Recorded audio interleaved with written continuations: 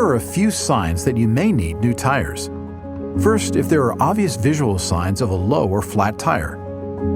If you're experiencing a loss of tire pressure or PSI at a rate of 1 or more PSI per month, this will more than likely only get worse over time. Another reason to replace a tire is if it has a thinning tread. That's when the surfaces that help your tire grip are worn down, with the edges and tread becoming smoothed over.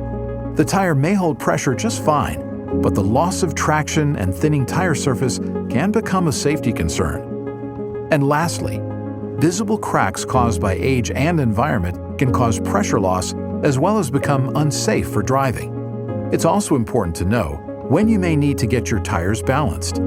If your vehicle begins vibrating at certain speeds, emits an odd hum as you accelerate, or the steering wheel begins to vibrate as your speed increases, you may be dealing with unbalanced tires.